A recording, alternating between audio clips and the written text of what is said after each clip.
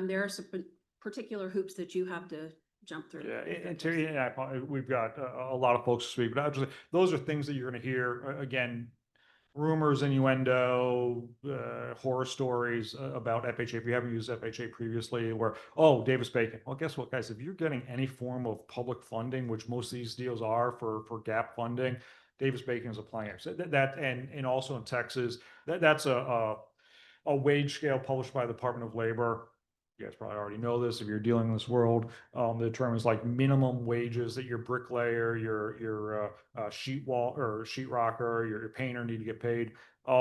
Those wages are below what you're paying them anyways. Your GC is in Texas. Only time that changes maybe is if you're doing a mid-rise or high rise. Some of those wages change, but these are things that are not real in terms of creating Obstacles.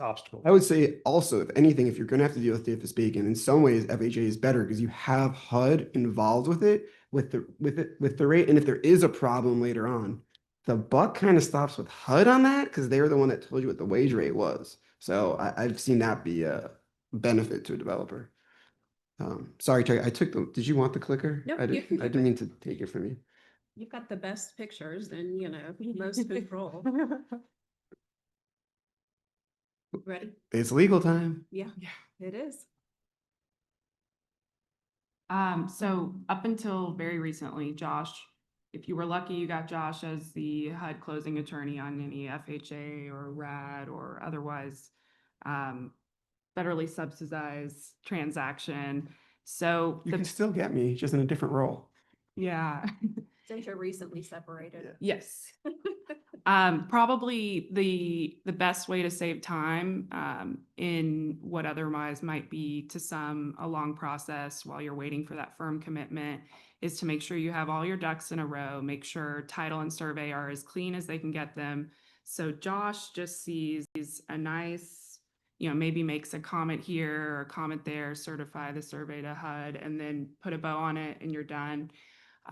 Making sure that with your various subordinate financing, you have the correct form of HUD subordination agreement already agreed upon, the correct form of riders. HUD has a lot of restrictive covenants, a lot of forms. If you go, in your spare time and look at HUD's website for their forms, there are just hundreds and hundreds of them, but you got to make sure you're using the right one for your source and that any waivers you need are communicated early and strongly. For example, one of the ones we often see if you're doing a ground lease structure to take advantage of a property tax exemption, under the equitable title analysis that generates the property tax exemption with a housing authority, they have to have a purchase option under the ground lease. And in the HUD form rider to the lease, you'll want to make sure you request a waiver of HUD's purchase option. We've never had a problem getting that through. Mike pushes it through really quickly, whatever FHA lender you're working with. It shouldn't be a problem, but it is a problem if you don't ask for it, it's not in the firm commitment, and you get to the closing date and you have two purchase options and the one in favor of HUD will trump the groundless wars. There's a few other things that are quirky to HUD that Josh and I will both go over, but like I said, getting everything lined up title and survey wise is a big thing, especially if you've got a hairy property. If you're dealing with a third party seller and you're on a time crunch, one of the other things you'll want to negotiate is the fact that with all of these transactions, FHA financing requires pre-recording so that the title company can deliver a loan title policy to HUD as part of the closing process. So that's very different than most conventional debt. Everyone authorizes closing, woohoo, we're all done. And then the title company records documents as everyone gets their money. So the seller is none the wiser about what all you're going through in terms of your recordings on the buyer side, because they have their money and the property transaction's done. Here, go ahead. I was gonna say, if you are a seller, please don't freak out. There are reconveyance instruments, so it's not as if this doesn't happen, Yes. you're out of luck. We usually work out an unwind agreement with the seller, which lists all the things you're going to be recording. And that one of them, first, you're getting a deed from the seller. They're technically giving you the property without having gotten their purchase funds, which can be a little off-putting if the seller's not familiar with FHA financing, but basically you sign away your life and say, if we don't close this transaction by the end of the week, we will cancel all these recordings, reconvey the property to you, and we'll go about our lives, and no one will have lost a thing except probably the partnership will be in trouble. And that's something to get out in front of because it is unusual and unique to FHA financing. And you also really want to make sure you have a great title company working with you. In Texas, the title fees and premium costs are all statutorily prescribed. So you're really just paying for the quality of service. Title companies probably up there with, you know, one of the key teammates you want to pick early on and make sure they're experienced with FHA financing. Multifamily FHA Yeah. financing. Please make sure the multifamily is important. Yeah. Especially back in the day when you have to go to the HUD Fort Worth office in person, no service, no access to printers. You just got to finish the transaction before you can leave. Now everyone can do it from their computers. It's a lot easier, but the title company's role is still really key, both in clearing up title comments and then delivering that policy exactly how HUD wants to see it in order to close. Yeah, and I just mentioned one other, actually, before we go to the kind of fun slide, I just want to say, yeah, I recently broke up from HUD. It's true. It was a long-term relationship. And I know a lot of people have been concerned, like, how are we going to get deals closed? They're down so many people. And look, I've got to acknowledge that's true. OGC is down about 80% of their attorneys, right? But we're still going to get work done. We've been doing work share, or they've been doing work share, excuse me. My pronouns get confused still. Yeah, they're doing work share. They're all getting done, and production is still committed. They're still making it work. And if you've done FHA work before, all other than Ken, who retired, all of the key people are all still there. They've brought some new people over from asset management You're that are new having to the role. separation anxiety. It's just hard to separate.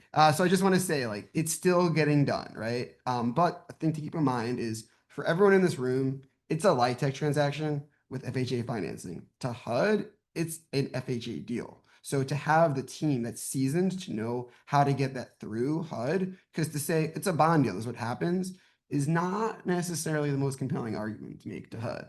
All right, now onto the fun slide. That's not the fun slide. That's the fun slide. So yeah, there's quirks. We've gone over some of them. Yeah, I'd say another one too that, you know, since you usually get your plans and specs and your scope of construction settled early on, one thing you'll need to deal with is the fact you got to use the HUD form construction contract. Most of our clients, in order to make a deal work, want to take advantage of a sales tax exemption on their construction material purchases. And instead of the typical construction contract on an AIA form with a prime subcontract involving a nonprofit that can generate the sales tax exemption on purchases, you'll have to create a joint venture between the contractor that's performing the work and the nonprofit. And the GC will end up being the manager of that entity. So they'll sign for everything. They're the one signing the contract with the owner for the construction work, but in the name of this joint venture. And that allows you to still take advantage of that nonprofit purchasing that generates the sales tax exemption. It's just another quirk to the FHA financing and one more document you've got to create, even though you're losing the subcontract. So when you're mentioning the joint venture with the general contractor, one thing that you should make sure you do is not only know your general contractor, but trust them, because to the extent things go haywire and you have signed a joint venture with the general contractor, you're really not able to go after that general contractor, has been my experience as the property owner.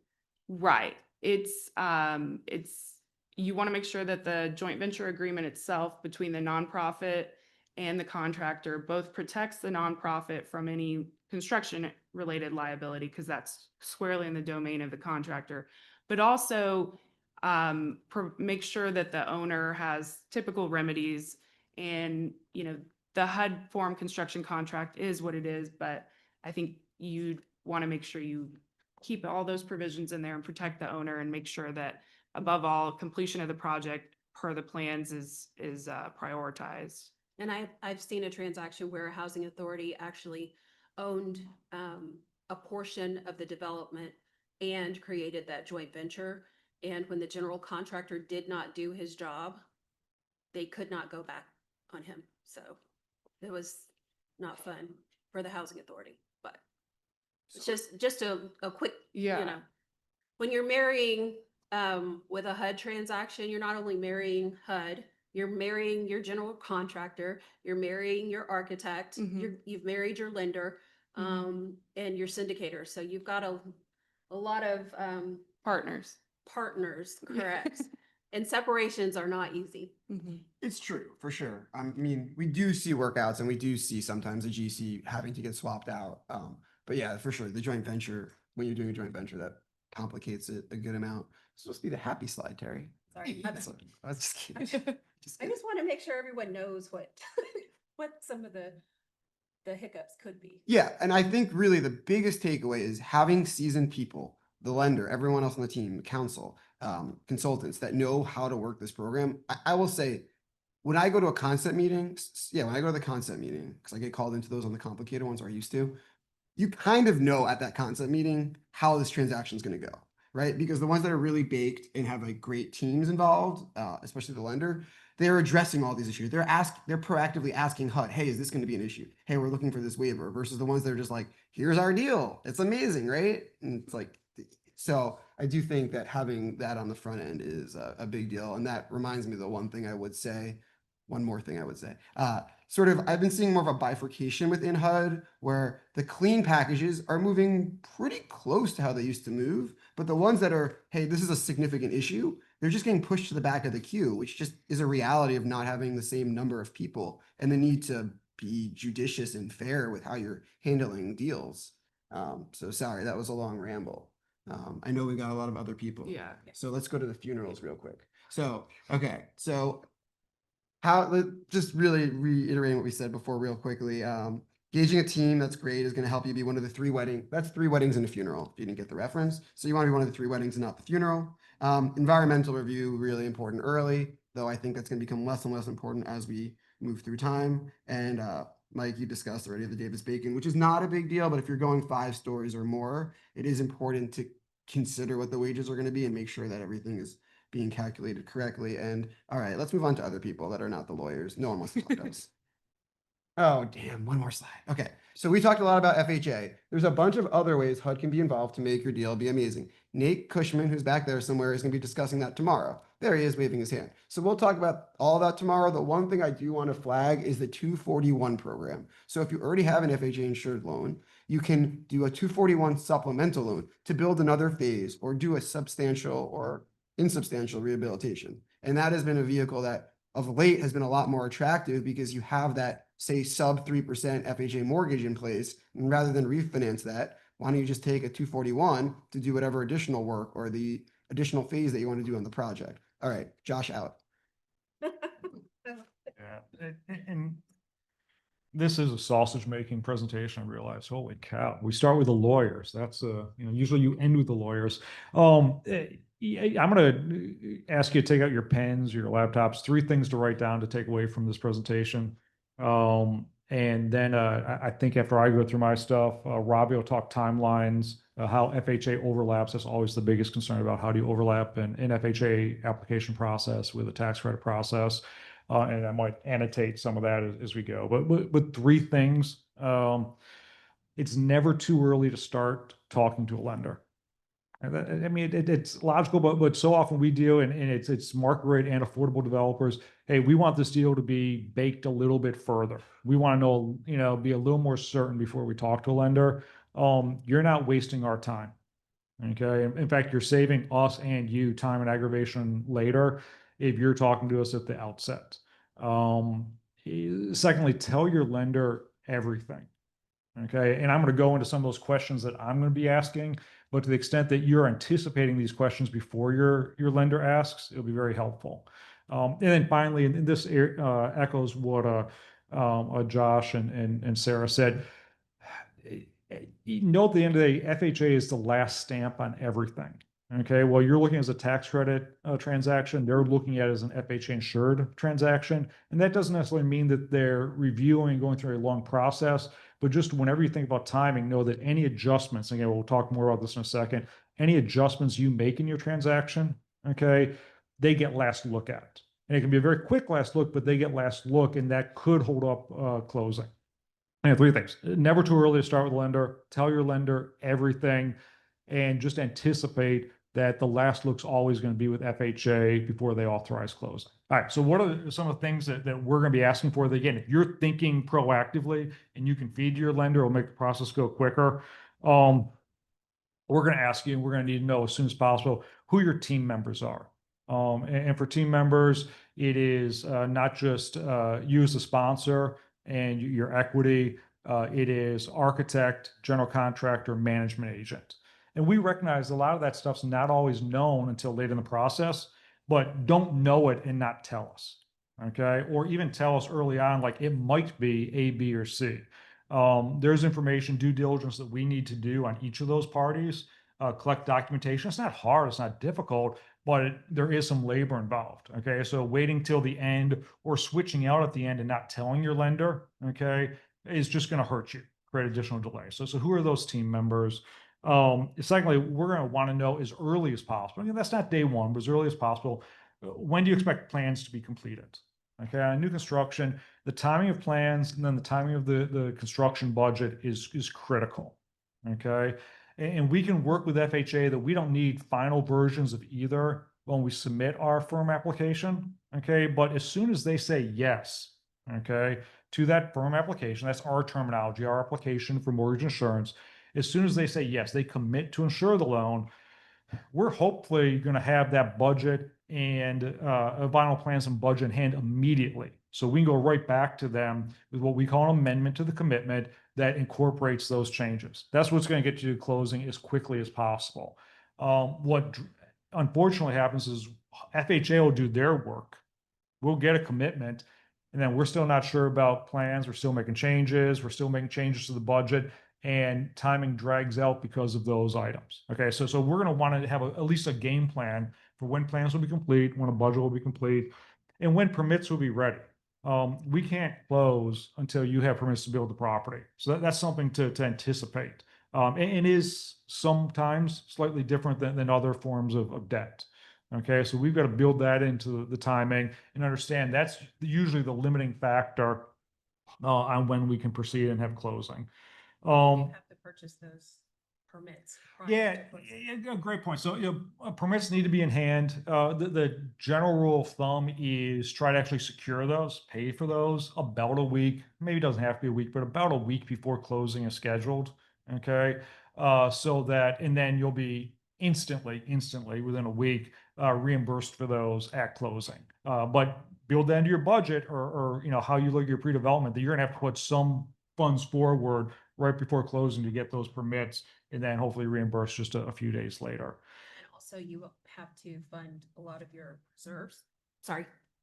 Yeah. I'm just, certain things that you don't necessarily have to do prior to closing a conventional transaction would include funding some initial reserves that HUD requires, purchasing your building permit.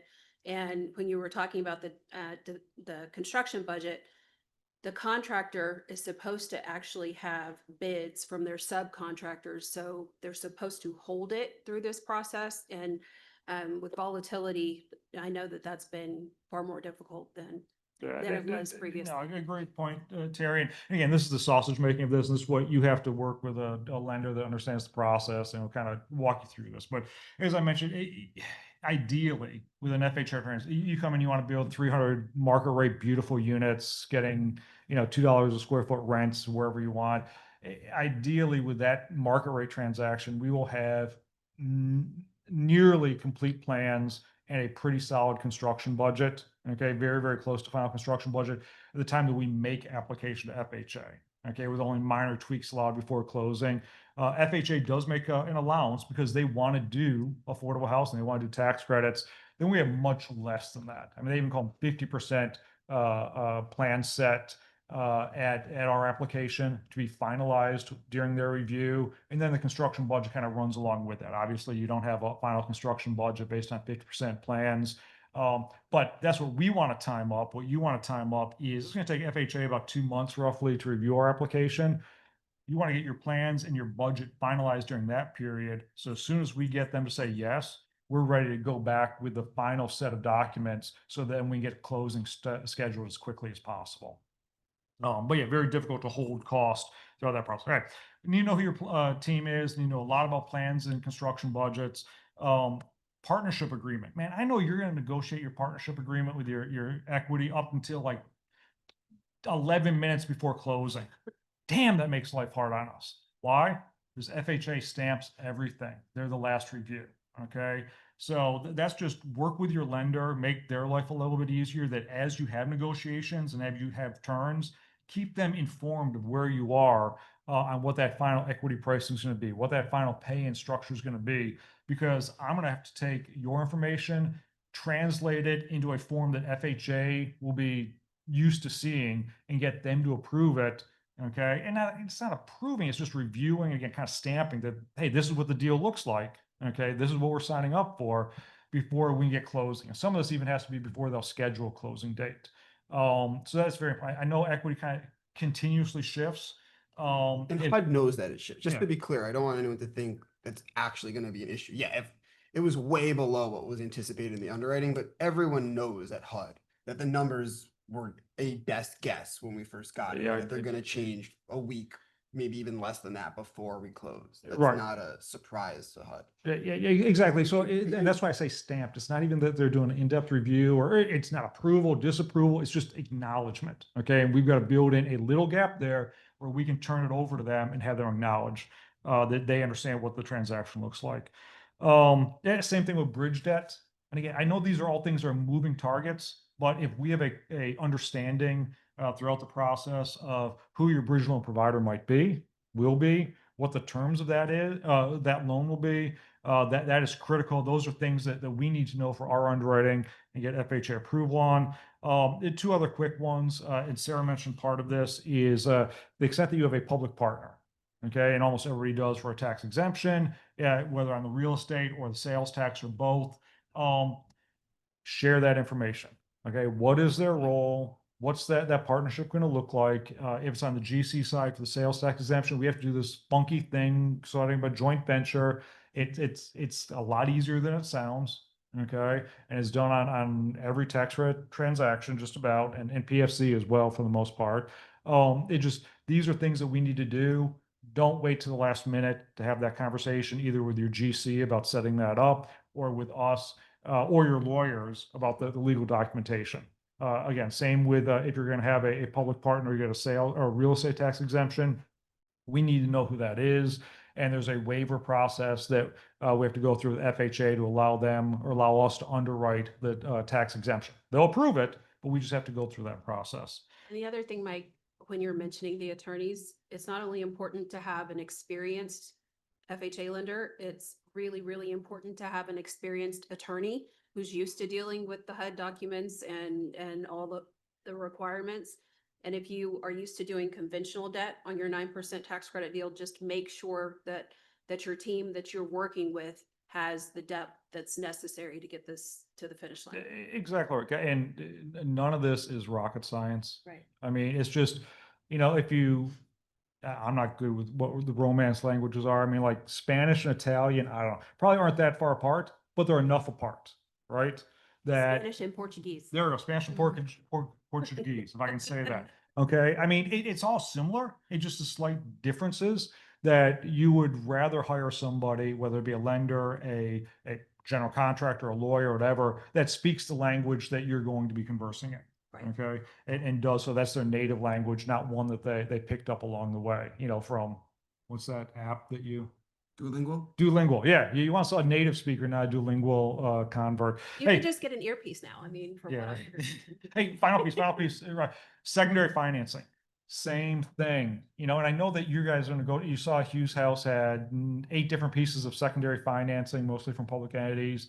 That's going to be negotiated throughout. The earlier you can provide that information and lock that in with your acknowledgement with your lender, so we can get acknowledged by FHA, the better. What screws up closings is any of these pieces change 48 hours before you're supposed to have closing, right? Now we don't have a closing probably. Okay, and now we're off another week until we get everything stamped again. And then a week later, everything changed again. Now your GC says, oh, I don't think it's gonna, just be working. It's never too early to communicate. There's never too much you can tell your lender. That's me, right? I think that goes to it too, knowing, because when you're dealing with the subordinate financing, knowing what HUD might agree to, the small changes, and being able to like have the credibility when you're talking to that sub lender to be like, hey, that's just never gonna happen. What do you actually want? Okay, maybe if we move quickly, this might happen. And also the commitment has, it expires, so. Yeah, but, on but again, occasion. this would, and Terry, great. So these are the type of things that, like FHA says yes to a deal. Okay, when they say yes, that yes lasts for 60 days. Okay, automatically we can go back on day 1, day 2, and ask for another 4 months. Okay, so you have 6 months to close that loan, and then if like life's really gotten crazy, okay, we can actually go back and ask for special indulgences beyond that. FHA is not going to be the reason you don't close a tax credit transaction. They'll be the reason you do close a tax credit transaction. Okay. Everything can be managed on our side as long as we're aware of what's changing on your side. And TDHCA, because we're in Texas, has a great relationship with HUD when it comes to closing these deals. I mean, they both want to get them done, and we do. Yes, for sure. And speaking of TDHCA, we have Rob, yes, exactly. Timelines. Here we go. Well, I want to reiterate, being a consultant on this panel, I get sucked into everything. So I have to herd the cats. Which is always fun. What are you talking about? The cats. But I would reiterate everything that's been said. Your team is a big deal, and who you pick for your team. And there's one thing that I will say, are there any other map lenders besides Mike in the room? I don't see my usual suspects. So there's one. So there's 2 map lenders that are in this room, and I would take note. If you are really interested in doing FHA, I would hone in on them and get their contact information after this meeting. Your map lender is your wilderness guide. And it is like being in the wilderness when you're dealing with FHA. And if you get lost, it's going to be your own fault, because if you pick the wrong map lender, you could be lost for days. So pick the right map lender, ask questions. If somebody calls me and they need a consultant, I ask them to interview other consultants.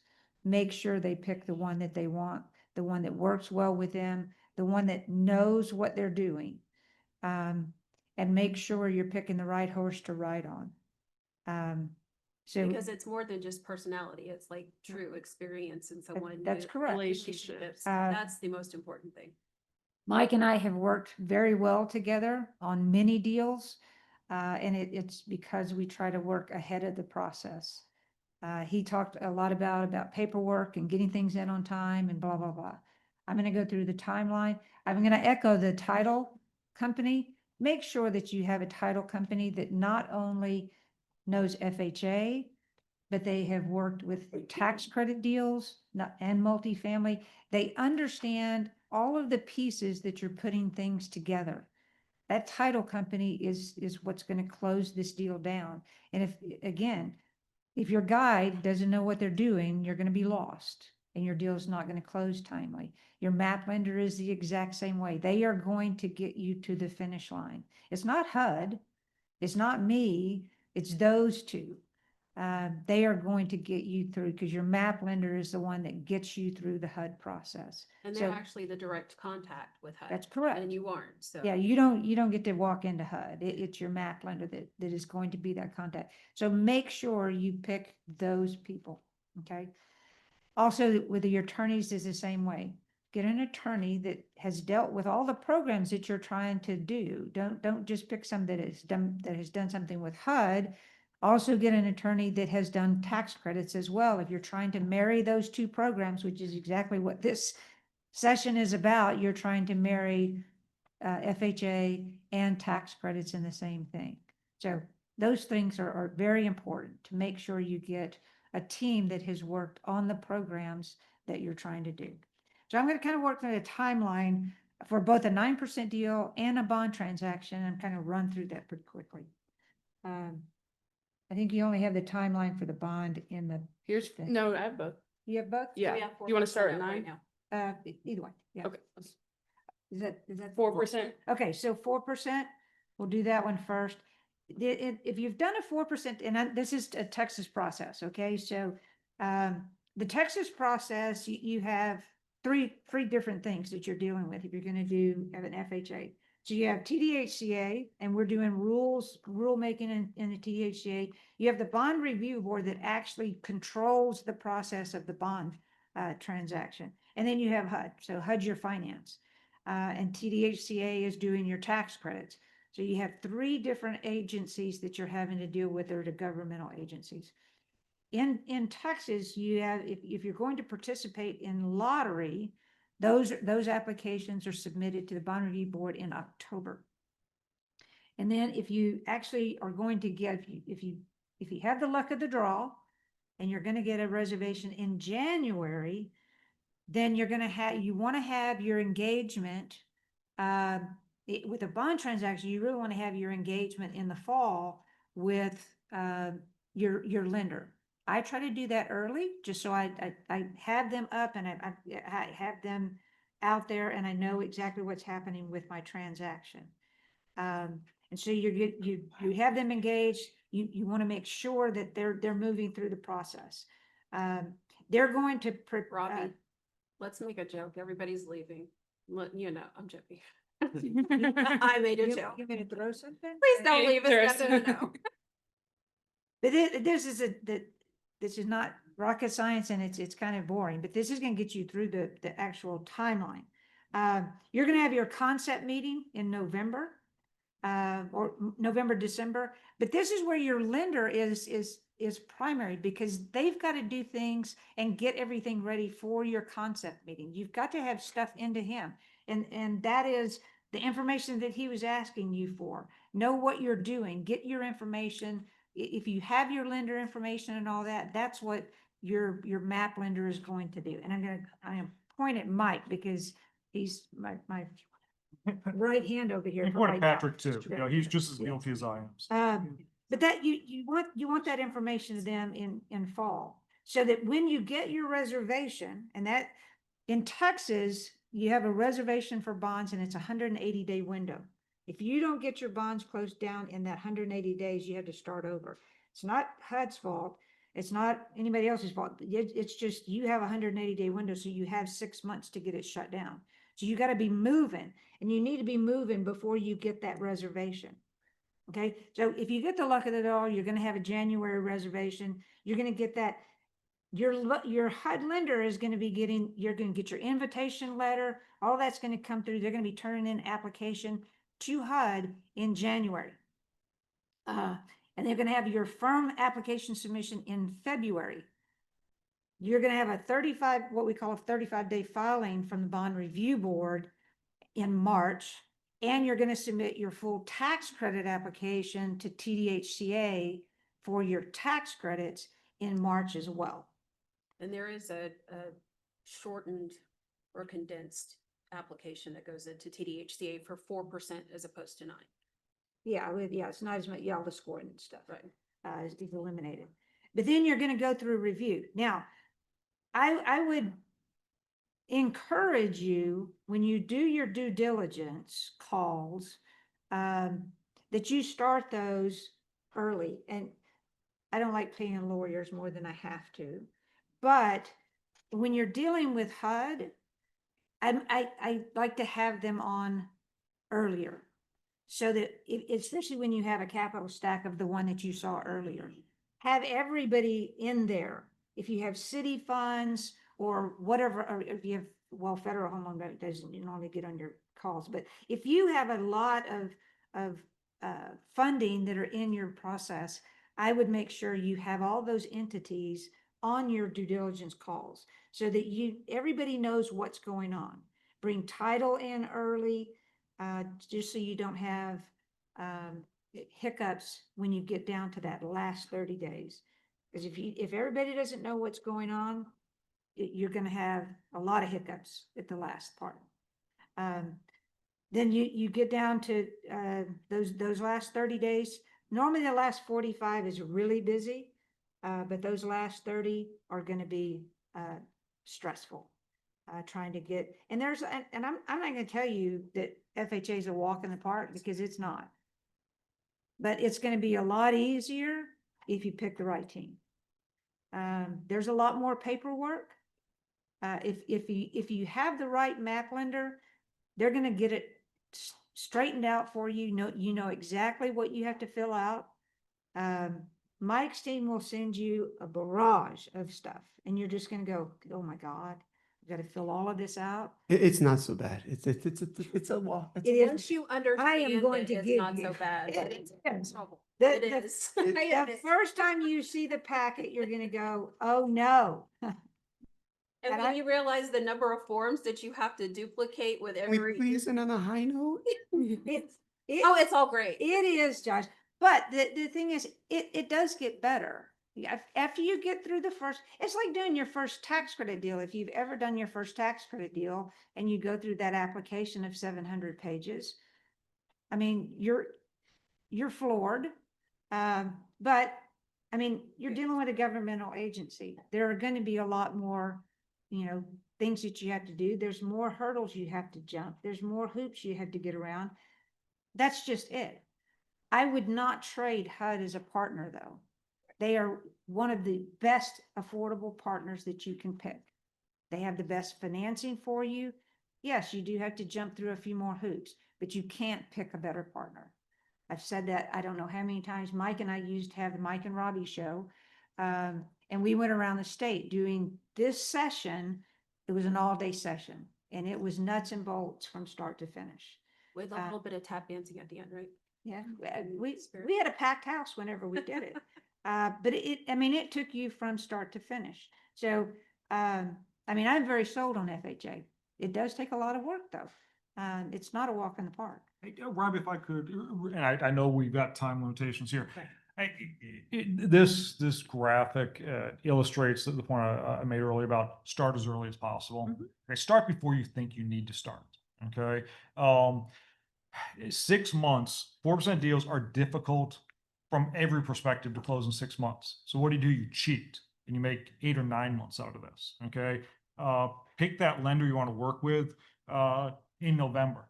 Mhm. Okay, start working on it. You don't even have to have a reservation or request in for allocation, a reservation to go have a concept meeting with FHA. That's something that your lender will schedule for you, where we just go in and talk conceptually about what it is, the transaction that you want to occur.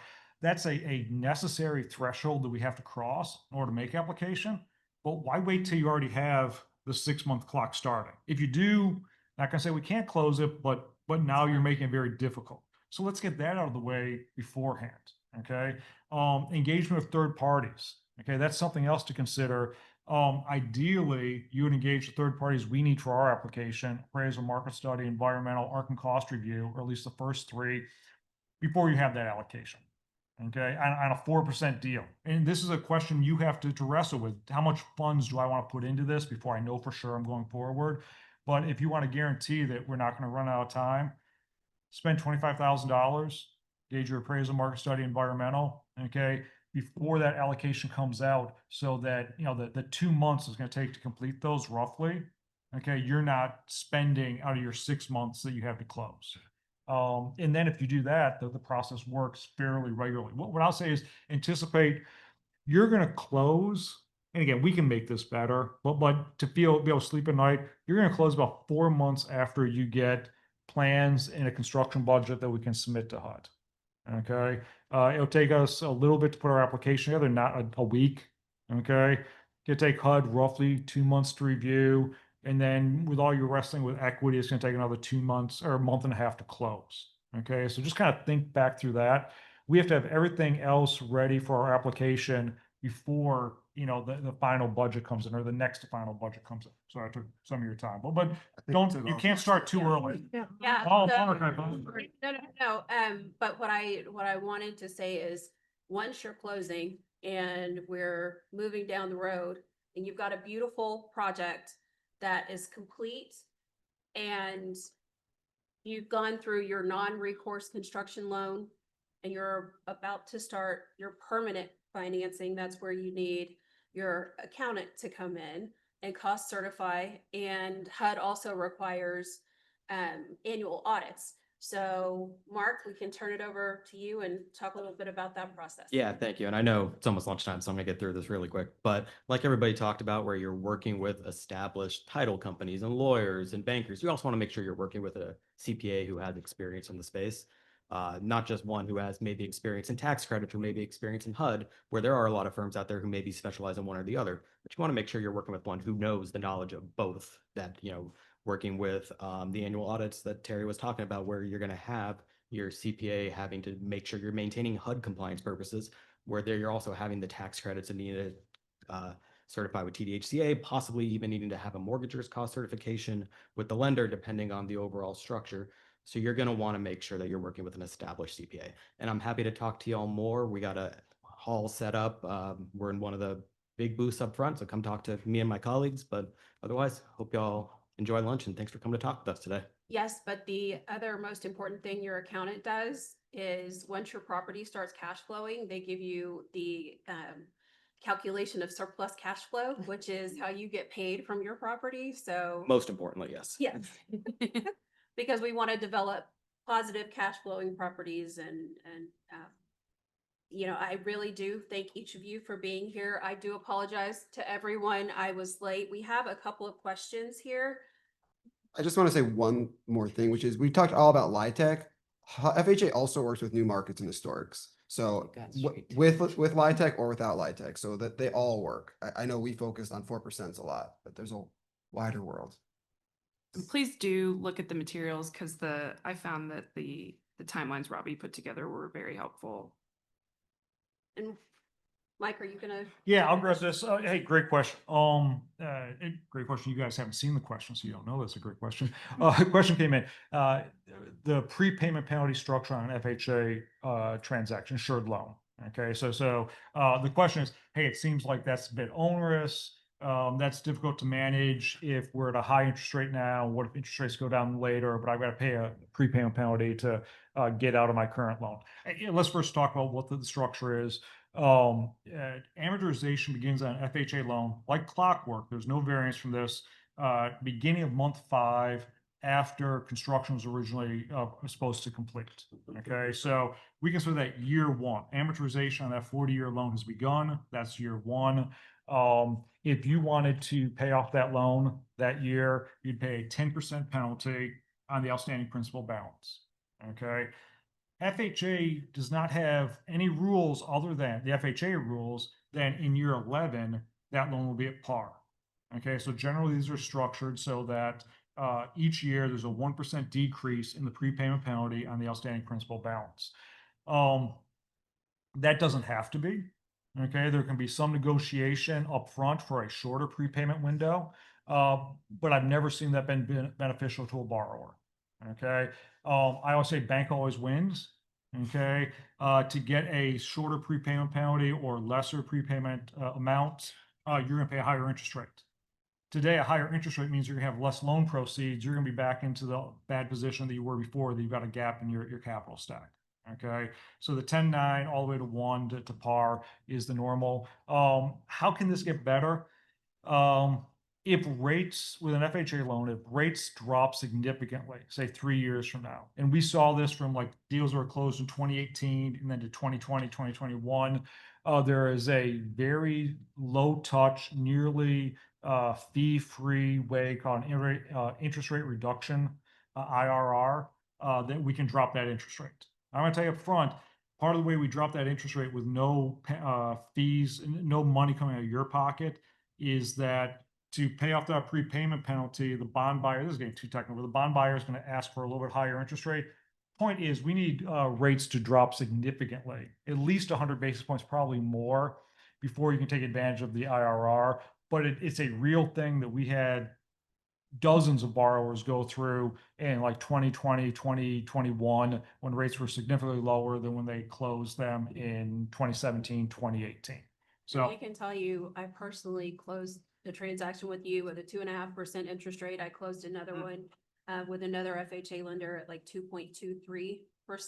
But the original interest rates on those loans were above 5%. So it was a significant benefit. You were able, a few years later, to turn around and refinance these transactions with a 223F as opposed to the D4. Rates have come down enough that whatever prepayment penalty that you incurred paying off the first loan was able to be absorbed into the proceeds of the second loan. Right. So again, there's not a perfect world on prepayment penalty, okay? But I think this is actually, I assume, less of an issue on the affordable side than market rate. This is a real limitation for us to do market rate deals because folks are expecting to build and sell 2, 3, 4 years later. Okay, I think you would anticipate in most cases a longer hold on a tax credit deal. So the prepayment penalty should be, I would assume, less of an issue for many of the developers in this room. I would agree. And again, I want to thank everyone for coming. Obviously, those of us who have either worked at HUD or TDHCA or are in this industry, although we may be separated, we're still in the game and working together. So I appreciate your time today. Thank you all for coming. Please give everyone a round of applause who was here on time. I need to clap for you guys.